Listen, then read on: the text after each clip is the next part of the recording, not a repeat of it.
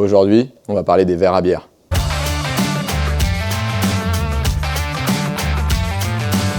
Ok, donc aujourd'hui on se retrouve pour parler des verres à bière. On en a de toutes formes, de tout volume, avec des fonds plats, des fonds ronds qui vont créer plus ou moins de mousse, avec un buvant plus ou moins large qui va concentrer les arômes, permettre de créer de la mousse avec des pieds, sans pieds, qui permettent de réchauffer ou non le liquide.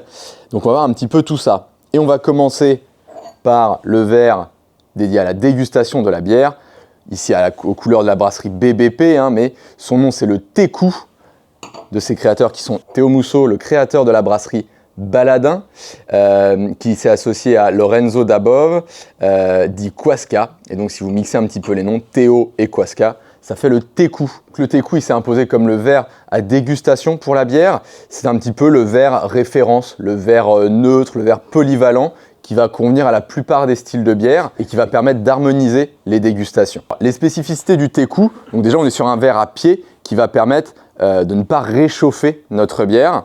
Ensuite, on a un fond assez large, assez évasé pour libérer, pour aérer un petit peu la bière qui vient d'être servie. Et puis des flancs resserrés, là, pour concentrer les arômes une fois qu'on les a libérés. Le petit plus du Técou, c'est cette partie qu'on appelle le buvant, qui est droit, voire même un petit peu convexe, qui va permettre justement une mise en bouche assez agréable. Et surtout qui va permettre de supporter, de créer un joli col de mousse. Vous pouvez trouver des Técous, des formes semblables au Técou, sans le pied. Ici j'ai un Técou de la brasserie Aérofab. Sans le pied, c'est pratique, ça évite de le casser, tout simplement, quand vous êtes maladroit comme moi.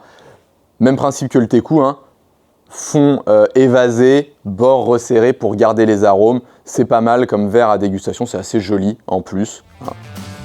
On note.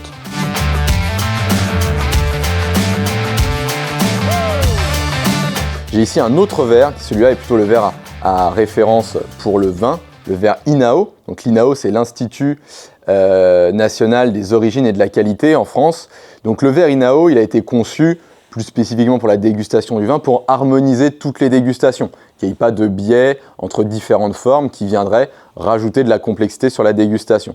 C'est vraiment le verre outil, le verre neutre qui va refléter toutes les qualités du vin ou en l'occurrence de la bière, mais il peut tout à fait convenir de par ses formes et ses caractéristiques à la dégustation de la bière. C'est une bonne alternative si vous n'avez rien d'autre plutôt qu'une horrible pinte en plastique. Le principe est un peu le même que sur le Técou, c'est-à-dire un fond plutôt évasé et des flancs qui se resserrent. On pourra faire une dégustation assez bonne dans un verre INAO.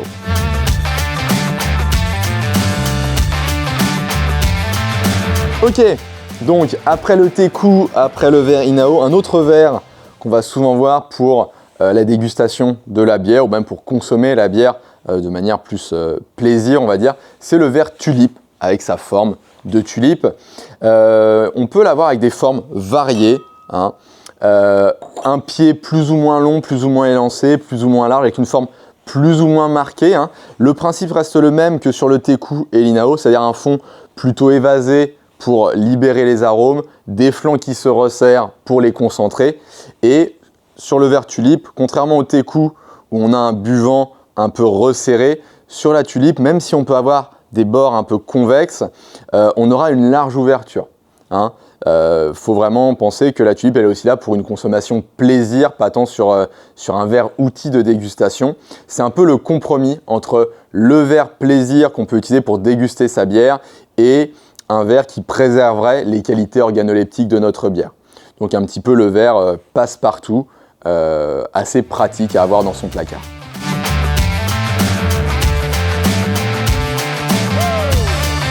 On a vu des verres plutôt dédiés à la dégustation, voire même à la consommation plaisir. On va aussi retrouver des verres avec des formes plus pratiques ou qui répondent à des caractéristiques bien spécifiques. Par exemple, ce verre, ici en format 25 centilitres, mais vous pouvez le trouver facilement à toutes vos terrasses de bar préférées sous la forme de pinte, c'est ce qu'on appelle la pinte ou le verre nonique. Alors pourquoi cette forme bien particulière ?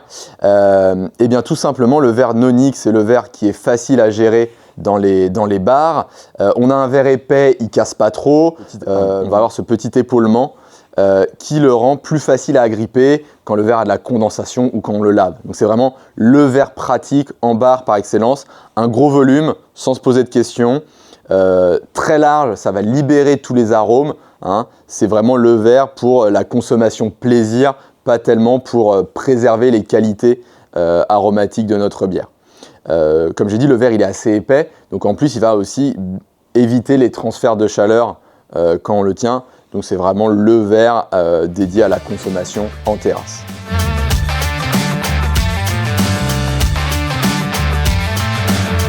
Donc autre verre bien spécifique avec une forme bien particulière, un peu moins commun par chez nous, un verre qui nous vient tout droit d'Allemagne, le Kölner Steng. Le Kölner, donc verre emblématique de la ville de Cologne. À Cologne, on a une bière bien spécifique qui s'appelle la Kölsch, donc une bière de fermentation haute à la robe dorée, assez équilibrée, à la fois maltée, un peu houblonnée, vraiment une bière très équilibrée, très agréable à boire.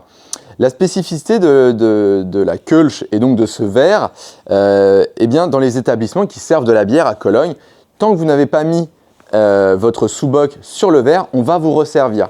On va vous resservir, mais le verre est de petite quantité, on est sur 20 centilitres. Hein. L'idée, c'est d'avoir toujours une petite quantité de bière, mais bien fraîche. Donc on va boire plusieurs verres, mais c'est 20 centilitres, et puis toujours fraîche, très agréable à boire. Et puis voilà, on a un petit volume assez droit, ça va permettre d'avoir une petite mousse qui se forme, de concentrer les arômes, de ne pas les libérer dans quelque chose qui serait juste évasé. Donc on profite vraiment d'une bière dans des conditions assez agréables, on va dire.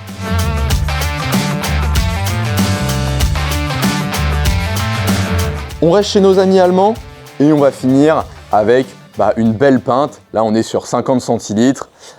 L'idée sur la pinte allemande classique, c'est d'avoir bien 50 centilitres de bière, une forme plutôt élancée, justement pour avoir la bulle qui remonte et qui va faire un joli col de mousse, un bon chapeau. On peut aussi trouver des pintes allemandes avec un bord légèrement plus refermé qui permet justement de concentrer un petit peu cette mousse. L'idée ici n'est pas d'avoir un verre propice à une dégustation optimale, mais d'avoir un bon volume de bière qui reste bien frais et surtout cette forme élancée et qui s'évase un petit peu permet de former donc un beau chapeau de mousse. Donc on a vu pas mal de verres avec des formes différentes, des caractéristiques différentes, des verres plutôt dédiés à la dégustation, des verres plutôt pour une consommation plaisir.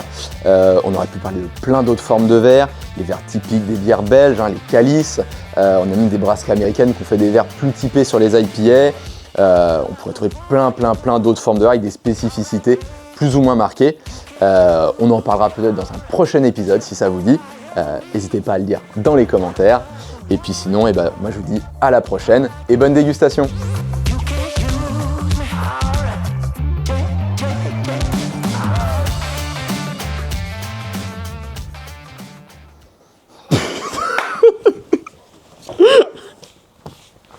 On est vraiment des coquins.